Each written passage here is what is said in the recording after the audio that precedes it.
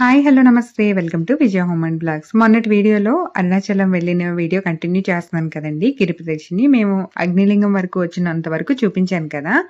ఇంకా అక్కడి నుంచి మేము దిగిన రూమ్ అయితే దగ్గరగా ఉంది కాబట్టి, అక్కడికి వెళ్లి డ్రెస్ చేంజ్ చేసుకొని బయలుదేరామండి. అంటే మనకి సిల్క్ అవి వాడితే 14 కిలోమీటర్లు నడవాలి కాబట్టి కొంచెం ఇబ్బందిగా ఉంటుంది. అందుకని కాటన్ బట్టలు వేసుకొని బయలుదేరామనమాట. ఇక్కడ మనకి రైట్ సైడ్‌లో గ్రీన్ కలర్ ఆర్చ్ కనిపిస్తుంది కదండీ! అదొచ్చి రమణాశ్రమం. మీకు క్లియర్‌గా నెక్స్ట్ వీడియోలో చూపిస్తాను. తర్వాత ఇక్కడ వచ్చి విఘ్నేశ్వర ఆలయం అండి. ఈ గుడేంటంటే మనకి శివ సన్నిధి నుంచి వచ్చే రోడ్డుకి దగ్గరలో ఉంటుందనమాట. ఇక్కడి నుంచి కూడా చాలా మంది గిరి ప్రదక్షిణ స్టార్ట్ చేస్తూ ఉంటారు. ఇక్కడ కొబ్బరికాయ కొట్టి, హారతి కర్పూరం వెలిగించి స్టార్ట్ చేస్తారు. మేమైతే గుడి దగ్గర నుంచి స్టార్ట్ చేసాం కదా! మధ్యలో ఇంద్రలింగం ఒకటుందండి. అక్కడ మేమెళ్ళలేదు. లాస్ట్‌లో వెళ్దామని చెప్పి ముందు అగ్నిలింగం దగ్గరకొచ్చి అక్కడి నుంచి స్టార్ట్ చేసాము. ఆ లెక్కన చూస్తే మేమిక్కడికొచ్చింది ఇది రెండో లింగం అండి. ఇదొచ్చి యమలింగం అనమాట. మనమైతే ఇప్పుడు లోపలికెళ్దాం. పదండి స్వామిని చూద్దాము. మనకి గిరి ప్రదక్షిణ 14 కిలోమీటర్లు కూడా కాలినడకన నడుస్తామండి. అలాగే కాళ్ళకి చెప్పులు లేకుండా నడుస్తాము. చాలా మంది నడవలేని వారు కాళ్ళకి సాక్సులు వేసుకొని కూడా నడుస్తారనమాట. ఈ 14 కిలోమీటర్ల నడకదారిలో కూడా మనకి 8 అష్టదిక్పాలక లింగాలు కనిపిస్తాయండి. దాంతో పాటు సూర్యలింగం, చంద్రలింగం కూడా ఉంటుంది. ఇవన్నీ చూసుకోవడమే కాకుండా ఇంకా మనకి దారి పొడుగునా కూడా చాలా ఆలయాలైతే కనిపిస్తూ ఉంటాయి. ప్రతి ఆలయాన్ని కూడా చక్కగా దర్శించుకుంటూ వెళ్ళొచ్చు.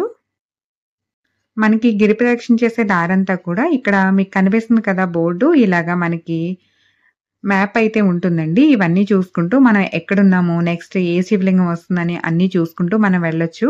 ఇదొకటి ఫోటో తీసి పెట్టుకుంటే సరిపోతుంది. లేదంటే మనకి దారి పొడుగునా కూడా ఉంటాయి కాబట్టి చూసుకుంటూ వెళ్ళిపోవచ్చండి. అలాగే చాలా మంది నడుస్తూ ఉంటారు కాబట్టి కొత్తగా మీరు గిరి ప్రదక్షిణకెళ్ళినా కూడా అసలు కన్‌ఫ్యూజ్ అవ్వాల్సిన అవసరం లేదు. అందరితో కలిపి వెళ్ళిపోవచ్చనమాట. మనకి చెప్పాను కదా! వెళ్ళే దారిలో చాలా ఆలయాలన్నీ కనిపిస్తూ ఉంటాయి. మేమైతే అరుణాచలం ఎన్ని సార్లు వెళ్ళినా కూడా నైట్ టైమే గిరి ప్రదక్షిణ అయితే స్టార్ట్ చేస్తామండి. ఏంటంటే ఇదంతా మెయిన్ రోడ్ కదా! మనకి పగలు వెళ్ళామనుకోండి వెహికల్స్ అవి చాలా ఉంటాయన్నమాట. అలాగే కాళ్ళకి చెప్పులు లేకుండా నడుస్తాం కాబట్టి కాళ్ళైతే ఎండకి బాగా కాలి బొబ్బలొచ్చినట్టుగా అవుతూ ఉంటాయండి. నై నైట్ టైమ్ అయితే మనకి వెదర్ బావుంటుంది. అలాగే వెహికల్స్ కూడా చాలా తక్కువుంటాయండి. అలా అని అసలు భయపడాల్సిన అవసరమేం లేదు. చాలా మంది గిరి ప్రదక్షిణ చేస్తూనే ఉంటారు. పోలీస్ వాళ్ళు కూడా తిరుగుతానే ఉంటారు. ఎలాంటి భయము ఉండదు, ఇబ్బంది ఉండదు. ఇంకా ఇంతకు ముందైతే మనకి ఇలా రోడ్డు పక్కన జనాలెక్కువ కనిపించేవాళ్ళు కాదు. ఓన్లీ గిరి ప్రదక్షిణ చేసేవాళ్ళు మాత్రం కనిపించేవాళ్ళు. అక్కడక్కడ మనకిలాగా స్వామీజీలు వాళ్ళు పడుకుని ఉంటారండి. అయితే ఈ మధ్య కాలంలో షాప్స్ అనేవి చాలా ఎక్కువ పెట్టారు. అంటే వాటర్ బాటిల్స్ కానివ్వండి, ఏదైనా తినే ఫుడ్స్ కానివ్వండి, ఇవన్నీ పెట్టారనమాట. ఇంకా జనాలు కూడా చాలా మందుంటారు. తర్వాత మనకిక్కడ జింకలు కనిపిస్తున్నాయి చూసారా రోడ్డు అవతల. ఈ జింకలకేంటంటే ఎదురుగా మనకి ఫుడ్ కూడా అమ్ముతారండి. వాటికేమన్నా తీసుకొని కూడా మనం పెట్టొచ్చు. అంటే దారిన వెళ్ళే వాళ్ళందరూ ఏదో ఒకటి పెడుతూ ఉంటారు కాబట్టి అవి నైట్ టైమ్ మాత్రం బయటకొస్తూ ఉంటాయి. జింకలు గాని, నెమళ్ళు గాని వస్తూ ఉంటాయన్నమాట. ఇక్కడ ఎదురుగా ఆలయం కూడా కనిపిస్తుంది చూడండి. ఈ జింకల దగ్గరైతే చాలా మంది ఆగి ఫోటోసు, వీడియోసు అలాగే సెల్ఫీలు తీసుకుంటున్నారనమాట. మేము కూడా ఒక చిన్న వీడియో, చిన్న సెల్ఫీ తీసుకొని అయితే బయలుదేరిపోయాము. భలే అందంగా ఉన్నాయండి చూడ్డానికైతే. అలా అని అవేమీ మనల్ని చూసి భయపడట్లేదు. అంటే రోజు జనాలు తిరుగుతూ ఉంటారు, చూస్తూ ఉంటాయి కాబట్టి వాటికి భయమేం లేదు. చూసారు కదా! దారి పొడుగునా మ్యాప్స్ ఉంటాయని చెప్పాను కదా! మళ్ళీ మనకొకటి కనిపిస్తుంది. అలాగే మనకి దారంతా కూడా జనాలు నడుస్తూనే ఉంటారండి. కొంతమందేమో ఫాస్ట్‌గా వెళ్ళిపోతూ ఉంటారు. కొంతమంది స్లోగా వెళ్తూ ఉంటారు. మనకి దారి పొడుగునా జనాలైతే ఎదురవుతూనే ఉంటారు ఇదిగోండి అలాగా. ఇప్పుడైతే మనం నైరుతి లింగం దగ్గరకొచ్చాము. నైరుతి లింగం వచ్చి రోడ్డు మీద కంటే కూడా కొంచెం లోపలికుంటుంది. ఇలాగా కొంచెం లోపలికి వెళ్తే లోపలుంటుందండి.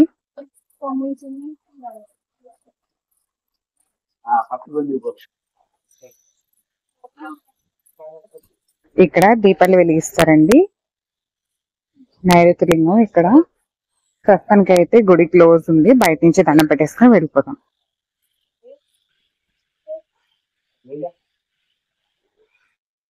నైరుతి లింగం దగ్గర మనం దండం పెట్టుకొని బయటకొచ్చేసాము. ఇంకా గుడి దగ్గర చూసారా దీపాలవి అమ్ముతారని చెప్పాను కదా!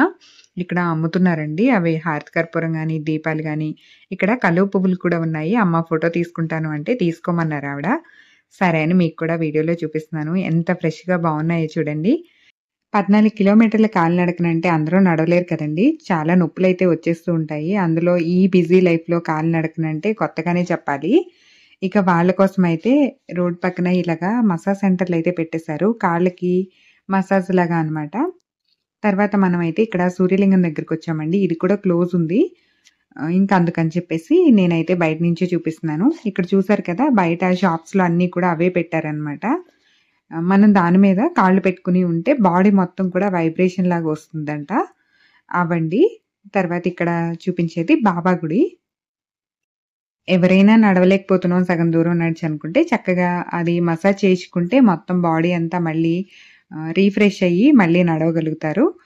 నడవలేని వాళ్ళు అది చక్కగా ట్రై చేయొచ్చు.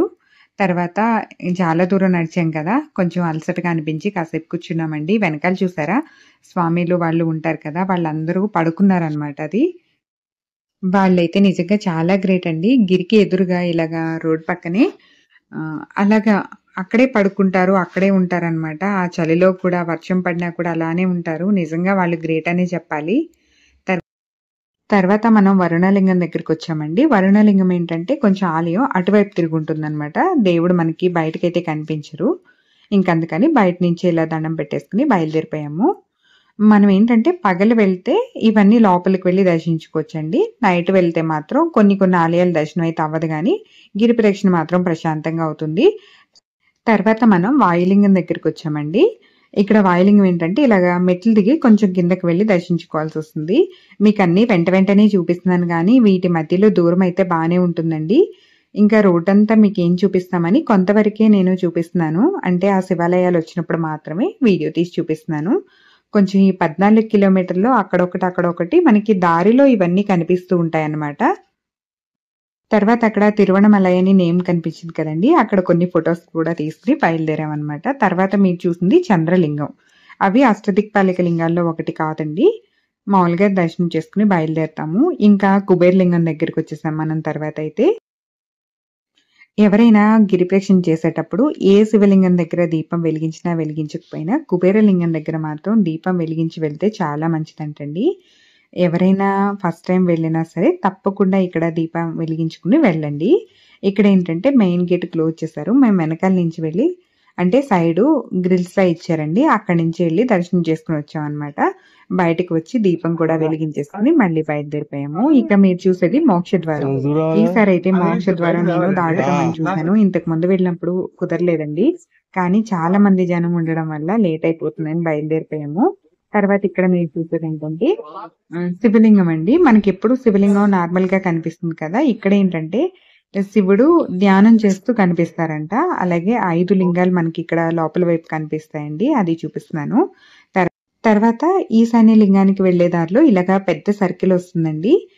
అక్కడేంటంటే ఎద్దు విగ్రహం పెట్టి చుట్టూ లైటింగ్ పెట్టి ఇలాగా రౌండ్‌గా సర్కిల్‌లా కట్టారనమాట. అక్కడ చాలా మంది వీడియోస్, ఫోటోస్ అవి తీసుకుంటున్నారు. ఇది ఈ మధ్య కాలంలో కొత్తగా కట్టారు. ఇక్కడి నుంచి మనం ఈశాన్య లింగం దగ్గరికి వెళ్తాము. కొంచెం ముందుకు వెళ్ళిన తర్వాత ఈశాన్య లింగం వస్తుందనమాట. ఇక్కడ ఇది మామూలుగా అయితే ఆఖరి శివలింగం అండి. మనం ఏంటంటే ఇంద్రలింగం ఒకటి చూడలేదు కదండీ! ఇంకా మనకి ఇంద్రలింగం ఒకటి చూసేదుంది. ఇంకా ఈశాన్య లింగం దగ్గర కూడా దండం పెట్టేసుకొని స్వామివారిని చూసుకొని బయలుదేరాలి. మనకి బయట నుంచి చూస్తే ఇక్కడ స్వామివారు కనిపిస్తూ ఉంటారండి. చూసారు కదా! గేట్లయితే క్లోజ్ ఉన్నాయి ప్రస్తుతానికి. కానీ మనకి కనిపిస్తారు కాబట్టి దండం పెట్టుకొని బయలుదేరిపోదాం. తర్వాత ఇక్కడ గేట్ లోపల మీరు చూస్తున్నదొచ్చి అర్ధనారీశ్వర స్వామి అండి. అరుణాచలం వచ్చామని అక్కడ చెప్పి వెళ్ళాలంట. పోయినసారి ఆటోలో ప్రదక్షిణ చేసాం ఒకసారి. ఆటో ఆయనైతే ఆ విషయం చెప్పారండి. ఇక మళ్ళీ బయలుదేరి మెయిన్ టెంపుల్ దగ్గరికైతే వెళ్తున్నామండి. మధ్యలో మనకి ఇంద్రలింగం ఒకటి ఉంది అన్నాను కదా! అక్కడికి కూడా వెళ్ళి దర్శనం చేసుకున్న తర్వాత గుడి గోపురం దగ్గరికి వెళ్తున్నాము. ఇక్కడ మీరు చూసేదొచ్చి స్వామివారి రథాలండి.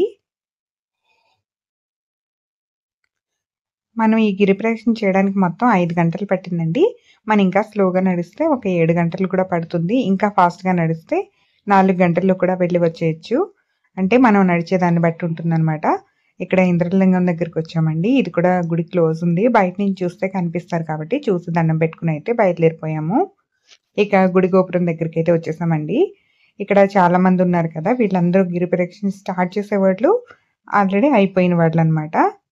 ఇక్కడ దీపాలు తీసుకుని మళ్ళీ 365 ఒత్తులు వెలిగించుకున్నాము. ఇంతకీ గిరి ప్రదక్షిణ మొత్తం పూర్తవ్వడానికి ఎంత టైం పట్టిందనేది చెప్పలేదు కదండీ! మేము 6 గంటలకి దర్శనానికి వెళ్ళి 9 గంటలకి గిరి ప్రదక్షిణ అయితే స్టార్ట్ చేసాము. నైట్ 2 అయిందండి మొత్తం పూర్తయ్యేసరికి. ఇంకా దీపం వెలిగించుకుని రూమ్‌కైతే వచ్చేసాము. మరుసటి రోజు ఉదయం గిరి చూపిస్తున్నాను. గిరి పైన మంచుతో చక్కగా అందంగా కనిపిస్తుందండి. మీకు చూపిద్దామని ఈ క్లిప్ యాడ్ చేశాను.